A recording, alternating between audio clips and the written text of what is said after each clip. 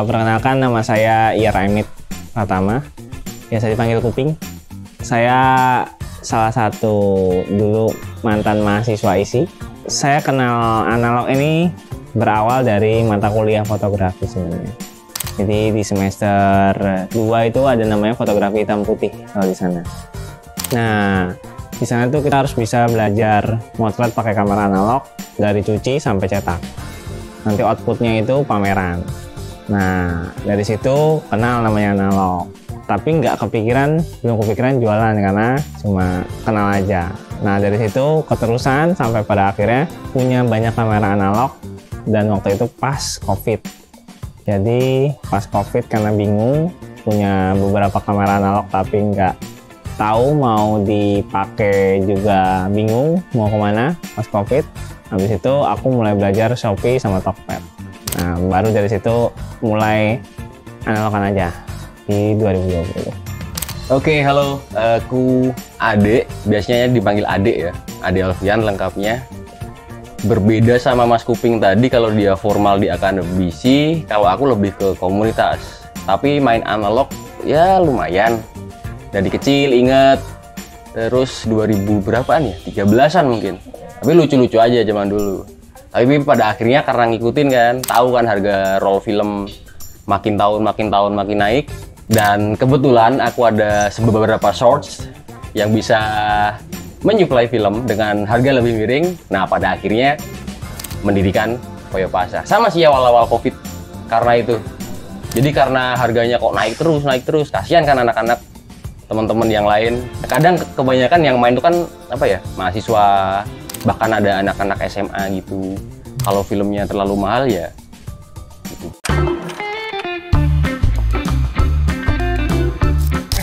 Pertanyaan klise ya. Basic sekali ya. Ya silakan Mas Kuping. Dari dunia akademisi diperkenalkan analog dan pada akhirnya kenapa tetap analog? Ya tidak memungkiri ada beberapa hal yang jadikan alasan. Tapi di lain itu ibaratnya kita nggak bohong ya. Mungkin kalau kita mau jualan atau kita mau main bener-bener digital, nggak mungkin ya. Mungkin tiap triwulan biasanya ada gear baru, semua update alat baru. Untuk analog itu tidak. Bahkan dari kamera tahun berapa? 80-an, 50-an itu tetap masih ya itu gitu. Ciri khasnya kayak gitu. Itu salah satu alasan kenapa main analog gitu ya. Gimana? Ada tambahan? Ya kalau saya sendiri sih ya perkara tuntutan akademis ya. Awalnya cuma lama-lama jadi keterusan karena menurut saya sendiri kayak digital udah terlalu banyak fotografer digital. Kenapa nggak kita mainin yang tempo dulu gitu? Agak berbeda sedikit, ada proses cuma kayak ya udahlah. Sebenarnya ada beberapa, ada dari tipe yang paling mudah biasanya itu kayak pocket atau bisa disebut point and shot, sampai di tipe yang paling rumit itu ada namanya large format. Itu yang benar-benar kamera kotak kayu, kamera yang biasa disebut namanya obscura. Kalau dulu tuh kamera itu fungsinya buat pemandangan atau lain-lain, tapi sering perjalanannya jadi buat fotografi gitu. Jadi ada beberapa, nah di depanku ada beberapa tipe, ada yang ini point and shot, ini kamera pocket yang langsung tinggal just point and shot, sama ada ini ada disposable, ini juga point and shot. Ini biasanya kalau orang-orang traveling yang butuhnya praktis pakai, terus biasanya bawa ini karena ini tinggal sekali pakai. Terus ada TLR, twin lens reflex, itu medium format, sama ini Mamiya juga TLR, medium format hitungannya. Nah, ini ada satu lagi, ada ini SLR. Ini biasa kamera yang digunain sama fotografer dimanapun saat zaman 60-an sampai ya 2000-an pun sampai sekarang, karena perkembangannya dari zaman dulu tipikal ini untuk segala jenis belajar sampai profesional pakainya ini SLR, dan ada perkembangannya jadi DSLR dan sekarang jadi mirrorless. Kamera favoritku ini ada di sini, dia Rolleiflex, dia TLR. medium format. Dia bener-bener menurutku cukup klasik ya di umurnya yang mungkin bisa 50 tahunan ya sekarang. Dengan kondisi yang kayak gini aku suka banget karena hasilnya pun tajam dan ya cukup lah untuk bersenang-senang, dibawa kemana-mana, cukup fotogenik bentuknya ya. Jadi sebenarnya film tuh banyak banget, tapi udah discontinue. Dari mulai yang kecil sampai yang medium format, large format udah discontinue. Tapi yang paling banyak di pasaran sekarang ya film 35 sama 120. Jadi yang 35 tuh seperti ini. Dia biasanya untuk kamera pocket, SLR, dispo dan lain-lain. Kalau untuk yang medium format, untuk kamera ini atau ini itu pakainya film yang 120. Nah, bedanya ya dari fisiknya aja udah beda. Jadi biasanya ada lagi yang tadi dibilang kamera large format itu biasanya menyesuaikan dari bentuk filmnya. Ada yang bisa pakai film, pakai plate dan lain-lain. Itu apa namanya? Ukurannya real. Jadi misalnya filmnya segini, ya wes gitu. Tapi nanti di proses pasca processing ada lagi yang dicetak pakai enlarger. Misalnya mau dibikin zaman dulu dibikin foto berapa 10R dan lain-lain itu ada digedein lagi. Sama biasanya teman-teman yang murah itu sekarang nyarinya film-film kayak gini yang bulk namanya. Jadi ada film bulk itu gulungannya per 100 feet. Jadi nanti kita gulung sendiri, dimasukin kanister jadi segini. Ada lagi yang film ya karena Indonesia aja ya. Ada film apa namanya? Ada di sini yang segini emang zaman dulu dipakainya untuk movie. Pakai celluloid kan zaman dulu yang 35 mili itu yang sekitar 400-an feet. Itu sebenarnya film untuk movie, tapi orang-orang Indonesia dipakainya Kreatif. digulung manual, di shoot. Tapi treatmentnya nanti beda. Sebenarnya jauh banget dari digital, itu jauh banget karena digital cukup simple ya, karena sekali jepret langsung kelihatan gambarnya. Nah, ini aja untuk memperlihatkan gambar itu butuh proses panjang dari cuci, terus nanti ada chemical lagi, terus sebelum itu juga banyak faktor-faktor yang bikin gagal kayak human error atau kamera error atau mungkin filmnya yang expired, dan itu akan mempengaruhi semuanya. Faktor pencahayaan itu mempengaruhi. Nah, biasanya flow-nya itu lebih rumit karena dari kamera, terus belajar sistem pengetahuan di kamera tersebut, ada mode-modenya ya kan, cara memasukkan roll, cara ngegurung roll ya kan. Terus kalau kita mau belajar benar-benar belajar itu emang agak rumit sebenarnya. Cuma sekarang kan udah mudah ya, banyak lab sekarang. Jadi tinggal taruh di lab, nanti biasanya nunggu doang, nanti ditransfer hasil digitalnya via email misalnya gitu. Tapi itu cukup menyenangkan karena di dunia digital nggak ada proses yang menunggu kayak gitu, nggak ada proses bersabarnya. One shot, one kill kalau digital. Tapi kalau ini benar-benar kita harus mikir kayak misalkan cahaya terang segini, oh berarti kita harus pakai speed berapa, harus ngatur diafragma di lensa berapa, terus kita pakai film apa, itu akan mempengaruhi hasilnya kayak gitu. Nah, proses-proses itu yang jadiin analog tuh banyak varian hasil dan macam-macam warna kayak gitu. Nah, nanti mungkin aja misalkan masih pakai film yang sama-sama kayak aku, tapi hasilnya belum tentu sama. Karena mungkin beda di pencahayaan, beda di pencucian, beda di kamera, beda di karakter lensa, itu bakal mempengaruhi. Nah, itu jadi istilahnya kayak apa ya? Nah, serunya di situ. Tuh. Jadi lebih variatif dan lebih menantang sebetulnya. Gitu.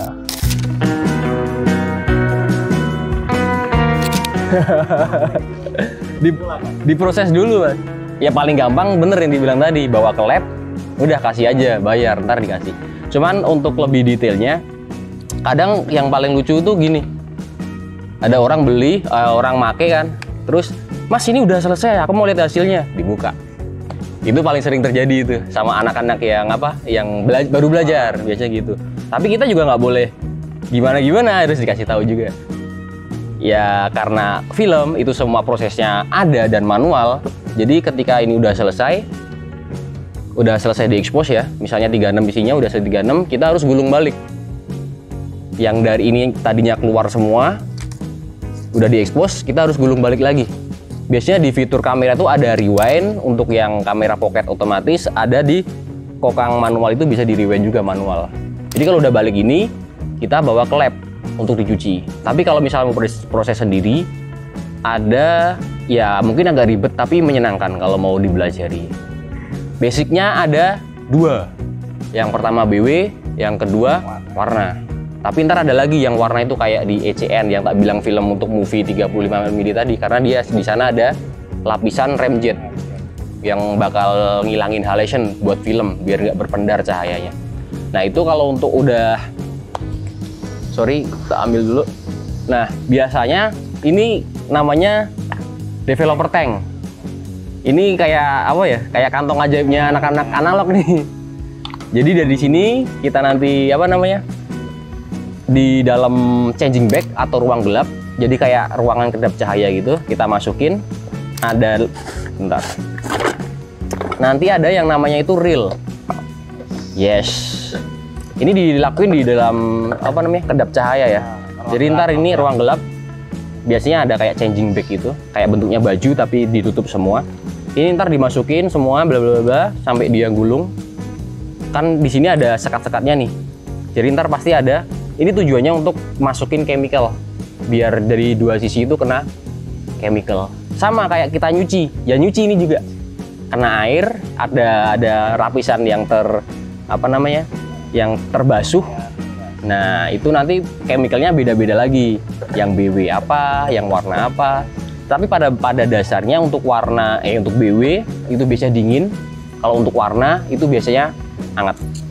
Ya nanti biasanya ini muncul imaji-imajinya negatif. Nah nanti berbentuknya negatif, dia benar-benar kebalikannya dari positif. Ya benar negatif. Ada lagi film positif. Ya ada lagi itu. Mahal tapi film positif itu langsung jadi positif, kelihatan gambarnya. Kalau warna ya warna langsung.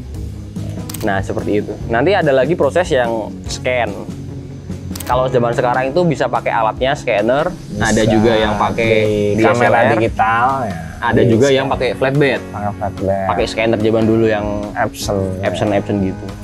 Kalau zaman dulu mah misalnya 36 ya, itu dicetak jadi kontak print gitu. Ya. Jadi ntar misalnya ada 36 dikirim, yang mau dicetak yang mana, ntar pakai loop itu dilihat yang mana, ntar baru dipilih terus dicetak pakai lager jadi gede. Ya, ada, kebetulan ada. Sebentar, monggo Mas Kuping di dulu. Kebetulan ada. Kita melihat banyak orang-orang di Jogja tuh pengen main analog, cuma bingung mau kemana. Karena yang aku rasa adalah di Jogja tuh banyak peminatnya karena banyak mahasiswa, banyak orang-orang antik, banyak orang-orang yang suka mainan zaman dulu, tapi dia nggak punya wadah. Nah makanya aku kepikiran sama Sade bikin kayak gimana kalau kita bikin tempat atau wadah untuk kumpul, untuk sharing, untuk main, untuk apapun itulah. Nah kita kepikiran bikin kayak suatu komunitas ya, biar mereka tuh kayak tertampung lah mengekspresikan dirinya, mau curhat, mau sharing, mau beli-beli bisa, jadi lebih gampang gitu menjangkau mereka. Nah udah, jadi dibuatlah itu dia Hunting Full Senyum namanya. Ya tujuannya adalah ya kita bareng-bareng hunting di sekitar, nggak usah jauh-jauh, yang penting silaturahminya, yang penting jalan-jalannya, terus ketemu, nemu-nemu objek bagus, kumpul-kumpul bareng-bareng, makan-makan ya, happy-happy kayak gitu. Biasanya juga suka bagi-bagi kayak gitu. Dan enaknya ya kita nggak cuman ya walaupun namanya Hunting Full Senyum, kayak namanya tuh enteng, tapi kita juga menyisipkan kayak program atau ilmu gitu loh. Ya. Kayak misalnya workshop nyuci. Kita juga mengadakan beberapa edukator gitu loh. Kayak kalian kepikiran Mas mau belajar nyuci, kita nyuci bareng-bareng. Atau enggak kita mau belajar workshop kayak teknik pencetakan zaman dulu namanya channel tap, kita belajar kayak gitu. Jadi nggak cuma senang-senang, tapi kita juga belajar bareng kayak gitu, sharing-sharing. Ya nggak mungkin mati. Selama ada fotografi nggak mungkin mati. Selama teman-teman masih main digital, analog tuh nggak mungkin mati. Karena kemungkinan analog ini mati susah, karena kita berawal dari sini dan jadi digital. Ini adalah sebuah proses pembelajaran, sebuah cara bagaimana kita mengenalkan sebuah ilmu fotografi dasar mungkin ya, kalau di akademis. Itu dari sisi teori ya. Dari sisi Tapi dari sisi feel atau sense, kalau lihat aja kayak misalnya Christopher Nolan, dia nggak mungkin bikin film pakai kamera digital, pasti dia pakai celluloid, nggak mau pakai CGI dan lain-lain. Sense setiap orang tuh pasti ada. Misalnya dari 100 orang yang oke, gini aja, tapi pasti ada salah satu yang aku mau beda, aku mau pakai ini. Itu nggak yang bikin nggak mati itu. Dan misalnya nanti 10.000 orang di Jogja udah ninggalin analog, aku salah satunya yang tetap pakai analog. Gitu ya. Itu namanya sense-nya itu. Karena beda banget sih.